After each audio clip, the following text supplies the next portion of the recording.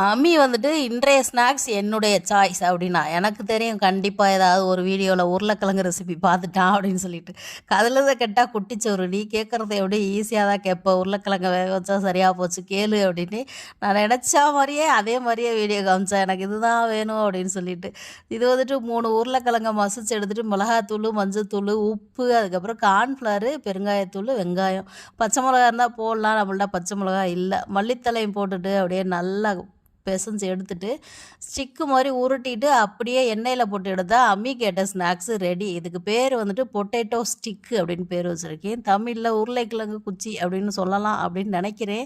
நம்ம கொஞ்சம் potato stick அப்படின்னே வச்சுக்கலாம். ரெடி ஆயிரும். கொஞ்சம் கெச்சப்பையும் வாங்கி அப்படியே ஊற்றி எலாபரேட்டாக ஊற்றி அம்மிக்கு கொடுத்தாச்சு. அம்மினாலும் பயங்கர ஹாப்பி. உருளைக்கிழங்குல என்ன பண்ணி கொடுத்தாலும் சாப்பிடுவானுங்க அண்ணன் தம்பி அப்படின்ட்டு திருப்திப்படுத்தியாச்சு. இன்றைய ஸ்நாக்ஸ் வந்துட்டு இதே முடிஞ்சாச்சு. மீண்டும் ஒரு வீடியோவில் பார்க்கலாம். டாட்டா.